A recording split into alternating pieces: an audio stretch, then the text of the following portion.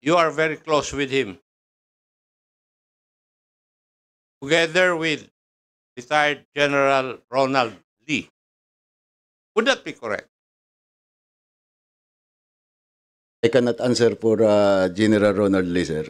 Well, as a while ago,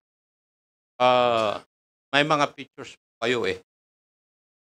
Kaya nang pinisinta ng chairman kanina. Ako, I have pictures. Would you still deny that?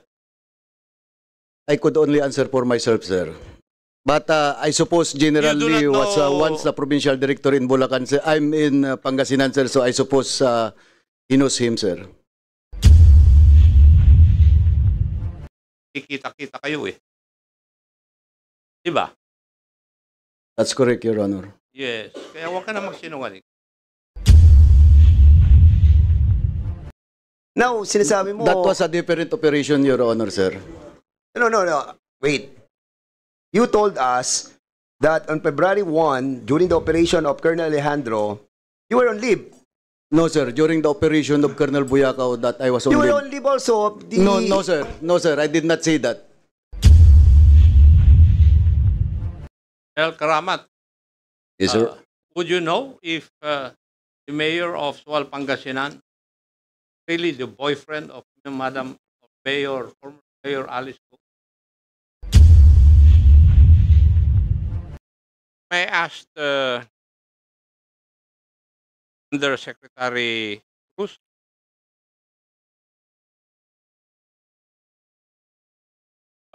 When was the raid of Pamban conducted?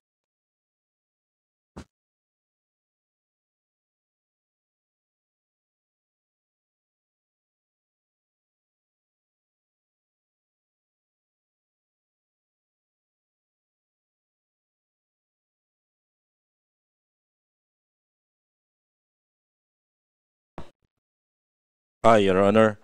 It's March 13, 2024, Your Honor. March 13. Yes, sir. Would it be true that the information that you had a meeting for March 13 in a certain camp in Region 3? What particular meeting, Your Honor? Did you have a meeting at Camp General Servilio Aquino of the Northern Luzon Command before the raid? Before the raid, yes, sir. Sa NOLCOM po, sir, meron. Yeah, that's the question that I... Yes, sir, I meron asked. po, sir. And in that meeting, informations were received by your office na lumalabas na yung mga tao doon sa Pogo Hub sa Bamban. Would that be correct? Yes, sir. That's true, Your Honor. Yes, that's true. And because of that, inapuran nyo na yung pag-conduct nyo ng raid. Yes, sir. Yes. I know, what were the expected, or what was the expected number of people that you would find the Pogo Hub? During our pre-op, sir, we're expecting around 1,000 to 1,500 foreign nationals ang dadatnan po namin, sir. And how many were you able to arrest? Sa record po namin, sir, about mga nasa 300 na lang po, sir, yung mga dinat na namin mga foreign nationals. So, what was in your mind then? Definitely, sir, nagkaroon po ng leakage. Definite.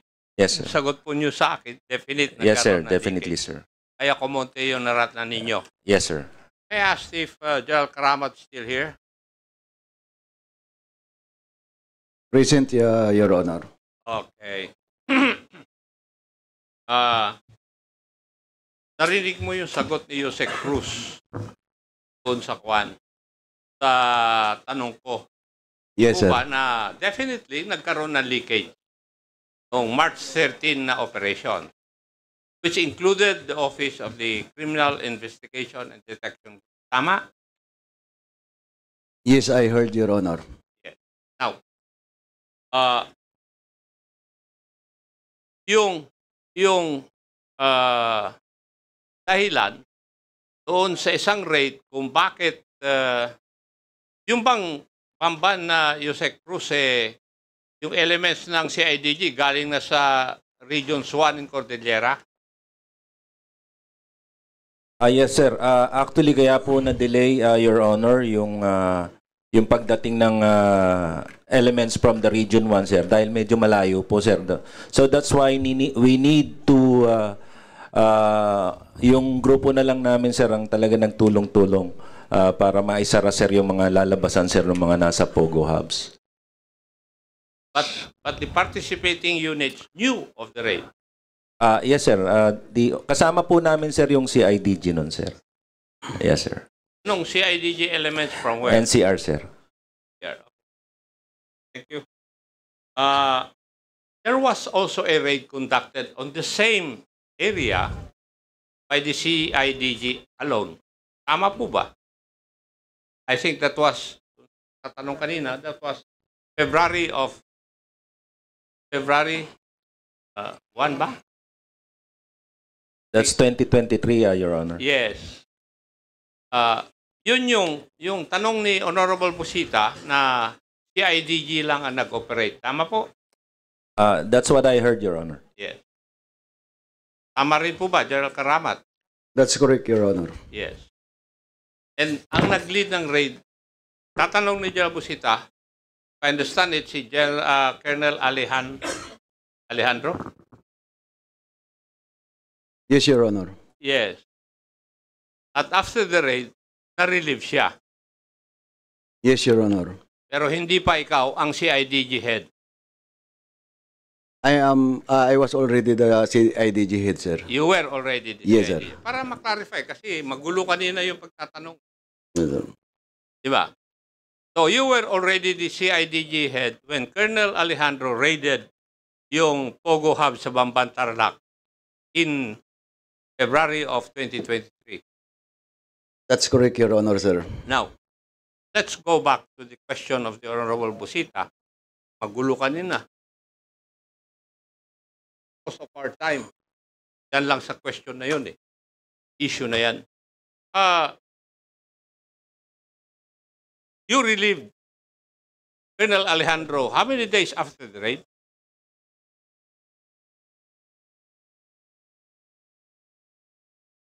A day after the operation, sir. A day after the operations. Yes, sir. Now, Honorable Busita did not ask you the reason why. I'm asking you the reason why a day after the operation, you relieved the head of the team which operated against the Pogo Hub in Bamban, Tarlac. Yes, sir, because there was already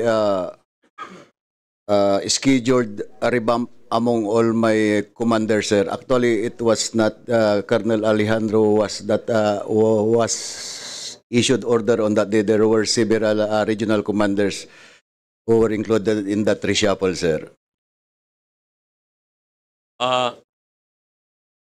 Do you know the mayor of Suwal, Pangasinan?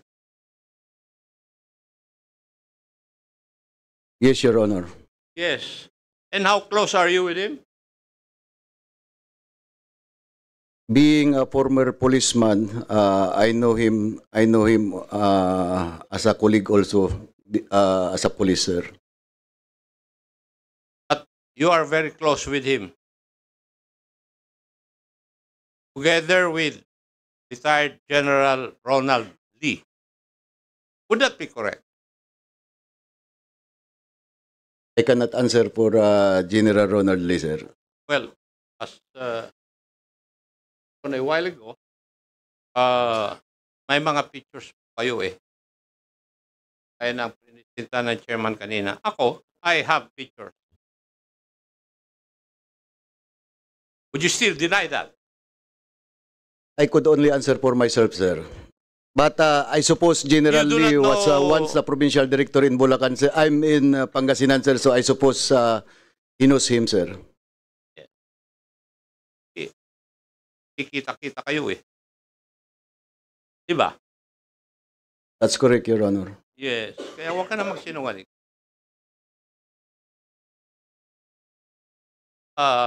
Marami nang naipadala sa akin na information eh. Kaya, so, asking. So, the reason why Colonel Alejandro, after the raid in Bamban, was issued because meron ng plano na i-reshuffle ninyo. That's your official answer. Yes, Your Honor, sir. And you think this representation would believe that? Come again, Your Honor, sir. And you think this representation, paniniwalaan po yun? Sinabi nyo? I believe so, sir, because I was the one who authorized that operation in Banban.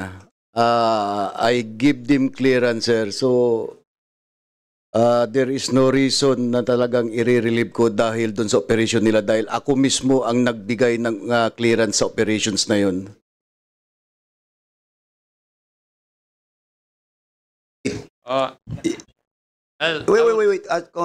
I'm sorry, Chairman, ako. Because a while ago, you were telling us that you were on leave. Now, sinasabi mo... That was a different operation, Your Honor, sir. No. Wait. You told us that on February 1, during the operation of Colonel Alejandro, you were on leave. No, sir. During the operation of Colonel Buyakaw that I was on You were leave. on leave also. No, sir. No, sir. I did not say that. Anyway, Comsec, can you kindly backtrack the video? We wanted to find out. But for the meantime, you go ahead, Congressman Chairman Akop. Again, reminder, General Karamat, please, reminder po, huwag po tayo magsisinungaling sa hearing na to. Go ahead, Congressman Akop.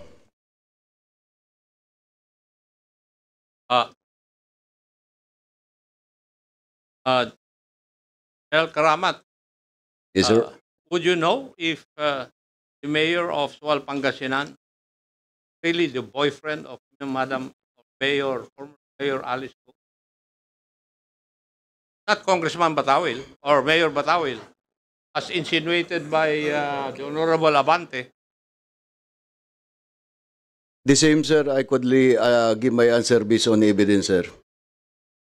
Based on evidence. And what you're trying to tell this representation and the committee is that you do not have any evidence. That's correct, Your Honor. Yun siya. El Karamat, maraming marites eh. Nakakarating po dito sa Maynila. Ano pa kaya doon? O ba?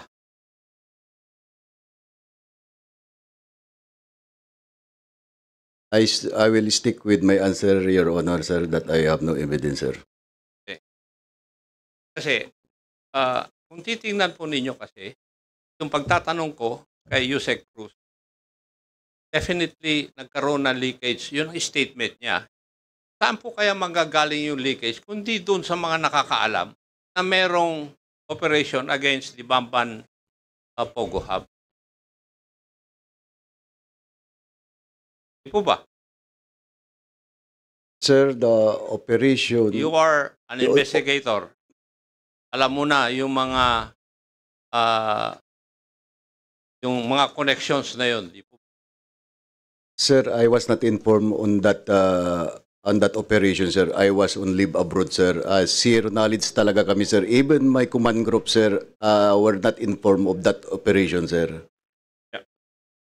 Yusek Cruz, why were there two search warrants you secured for such an operation?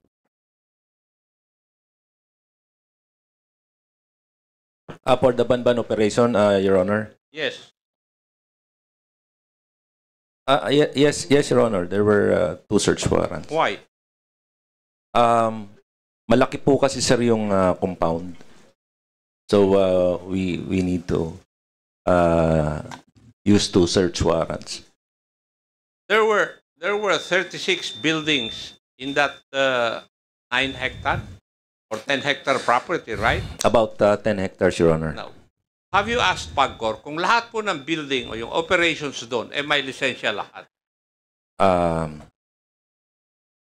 ang Natanong kwento niyo po ba sa amin, yung sir, na, PAGCOR kung Yeah. may Yes, lisensya sir. lahat, yung 36 buildings na yun? We were told that only one building and that's at the second, third, fourth, and fifth floor lang, sir, yung may license. We did 2 search warrants, Your Honor. Kasi where the owner or maybe the operator during that time think that we will be raiding lang, sir, yung isang building. But what we did, sir, is we applied for the whole compound. So kasi, sir, alam namin yung pinakikitang building sa PAGCOR is the building that they want to be inspected because wala kang makikita talaga doon, sir. It's like they are pulling all the inspectors with that building. So what we did, we applied for the whole compound, sir. So we can get yung mga scam farms nila, sir. Let's leave that. Let's go to the raid at the subdivision in Tuba Benguet. Secretary Hari.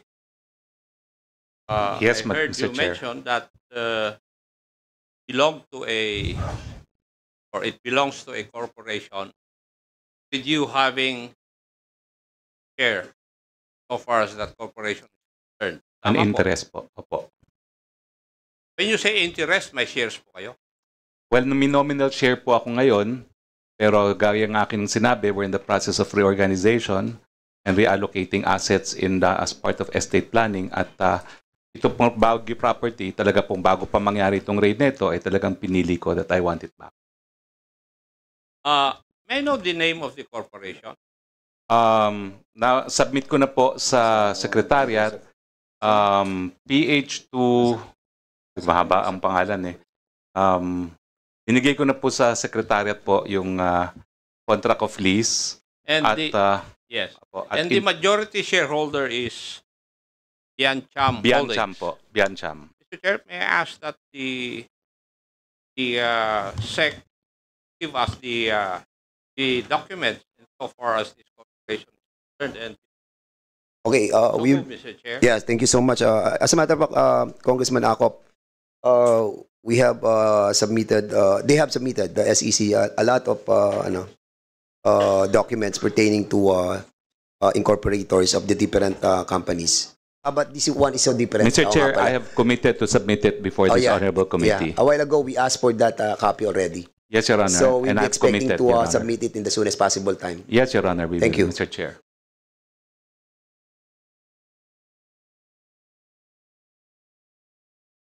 Mr. Chairman, according to the Chairman Paduano, documents should come from Yes, that's I think we asked the, okay.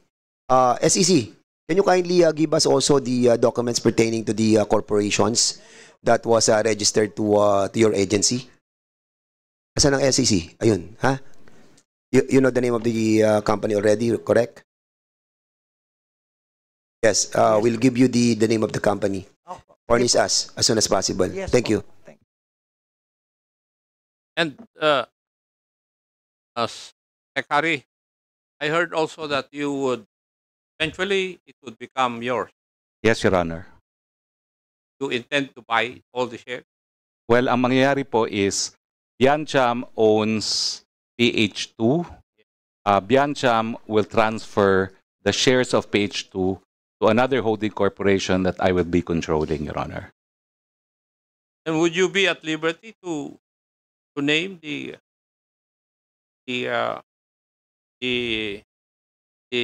future owner? Yes, Your Honor. It is Lopez Roque Holding Corporation.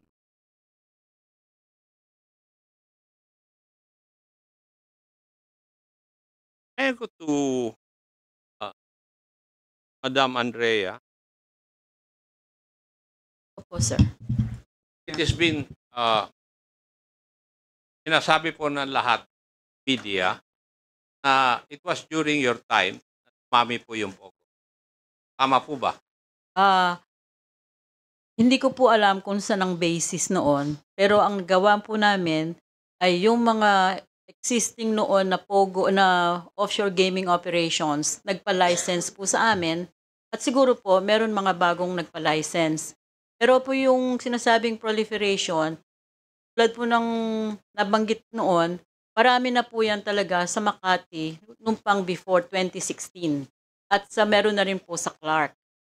So, hindi ko po alam kung ano yung base ng proliferation, from what base ng number ng akala nila na meron hanggang doon sa nag-regulate na ang PAGCOR. Kailan po kayo naging chairperson ng July 1, 2016 po. July 1, 2016? Thereabouts, inilabas po yung executive order number 6. After 1 year, nilabas po yung executive order number 13 noon pong February 2017. 2017? Opo. Sigurado po kayo. Opo. So, before that, meron na mga POGO. Before po yun, talaga pong may Kasi yung nag-call mga po ng... previous hearing namin, may mga nagsasabi na wala pang POGO noon. Baka meron na, pero hindi lang POGO ang pangalan. Opo, ang pangalan po nila, pasensya na po kayo kasi... Yes, ma'am.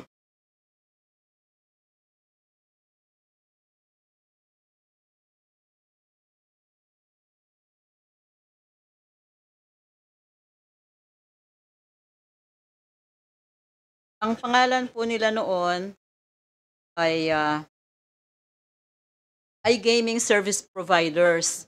Pero po itong iGaming Service Providers na to na nakalocate po sa Makati at ibang lugar, meron na pong nalaman na intelligence na ang yung mga yon ay operators na rin. Kaya po ang nangyari, nagkaroon ng move na nagka-information po ang Malacanang na gano'n, kaya po nagkaroon ng move na kung nandyan yan, dapat either pasarhan na o kaya i-regulate. Ang naging choice po, i-regulate. Kasi po, ang nangyayari po na sinasabi nila na service providers sila, kahit na po sila ay operators na ng offshore gaming, para po hindi sila magbayad ng franchise tax. Ang nakukubra po ng gobyerno ng panahon na yon ay 50 million pesos a year. Nung pong ni-takeover po ng PAGCOR, nag-run, nung pong as of, hindi ko lang po alam exact number, pero nung as of June 30, 2022, nung pong nag-retire ako from PAGCOR, mahigit 20 billion na po ang aming kinita. Yun po ay simula 2017, 18 at 19. Dahil after po nun ay pandemic na at talaga naman pong nagsara. Nag-resume lamang po ang operation at partial capacity noon pong later part ng 2019 nung pumayag ang IATF na ito ay considered na BPO. Thank you, madam. In July of 2017, thereabout, 20 to 25 lang yung nag-apply sa Opo. and the group was led by a certain Mr. Kim Wong. Tama rin po ba? Isa po siya sa mga nag-apply, pero po yung mga iba naman, titingnan niyo sa dokumento, kasi po hindi naman po pwedeng mag-base ng decision dun po sa mga bali-balita. Pero po yung sa mga dokumento na sinagmit ng mga incorporators nila, iba-iba naman po ang mga ang mga shareholders at stockholders. Pero during your time, pursuant to kung sa records po ng PAGCOR, it ballooned to 298. Ay hindi po. Yun po ay, kasi po ang setup po, iba po yung operator, iba po yung service providers. Kasi po yung naging organization na ginawa namin para po separate nga po yung service providers at distinct po yun. Kasi po limang klaseng services ang kailangan para makag-operate. Ang operator po, ang bali nagkakapital at bali po nag-i-integrate itong 5 services na to. Kung 5 services na yon, classify nung namin na isa-isa lang. Kung halimbawa po, yung service providers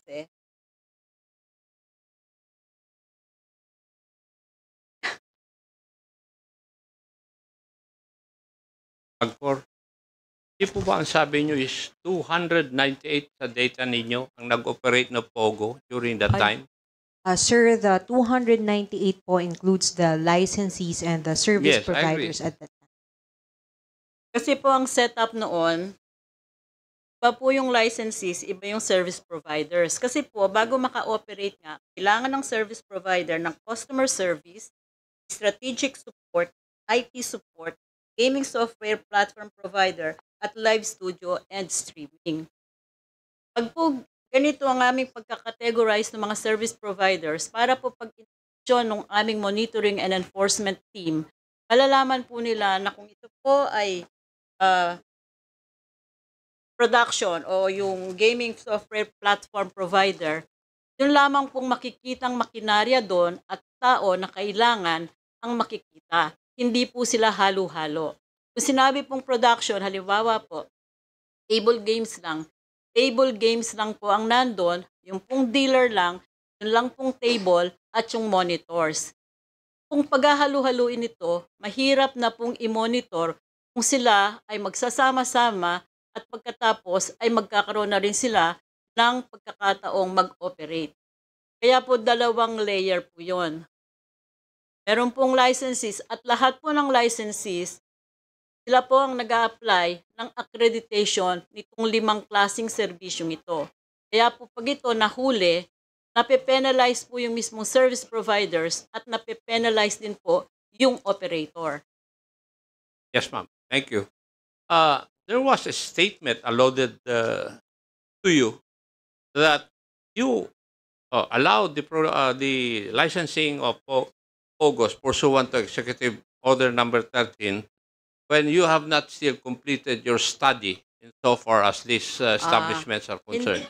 Ang ganito po ang nangyari, nung na-issue po yung Executive Order 13, mandated na po na lahat po ng mga POGOs o yung offshore operating yung na-detect na nagkukuha ng bets na ang tawag ay mga service providers na umalis na, meron pong vacuum of regulation.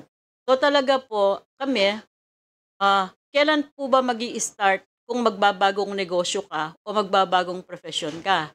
Talaga pong yung team namin, nag-form talaga kami ng OGLD. Puro po halos mga abogadong nandun. Pinag-aralan po yung mga ibang modelo at in-interview po yung mga taong nag-i-engage dyan para malaman po ang setup.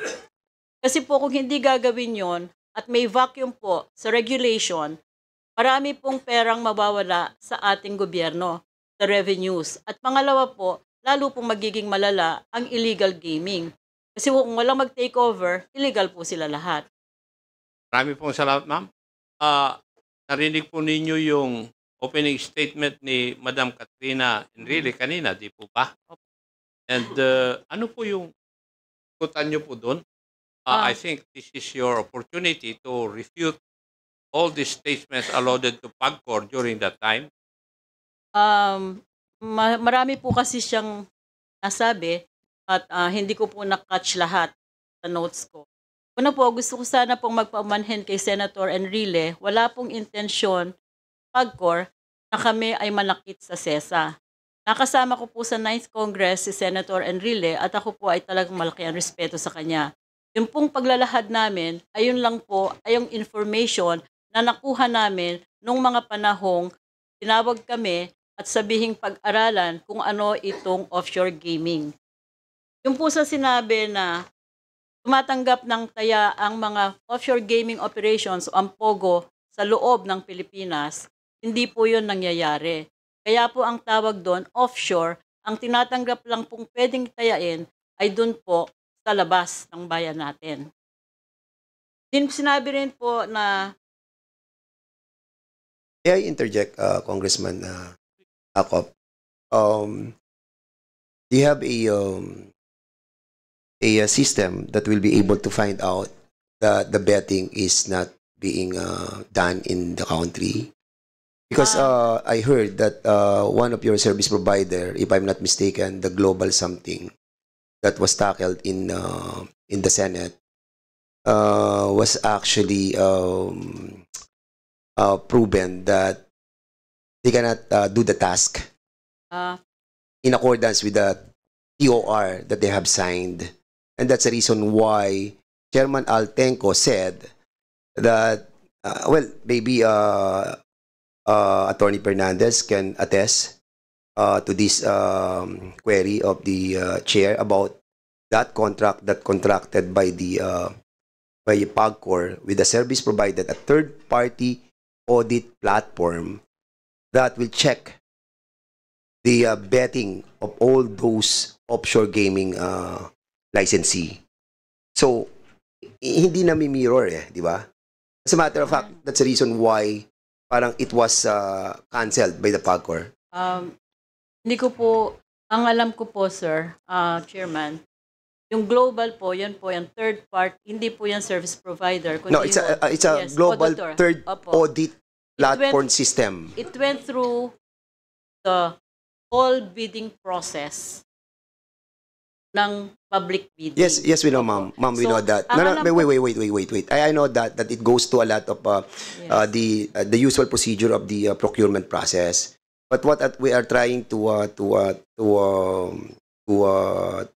say in here that it was manifested in the hearing that lahat ng mga TOR that were submitted hindi naging compliant yung global. And I have the minutes of the hearing in the Senate. I read it And doon nakasulat po that nag-fail yung global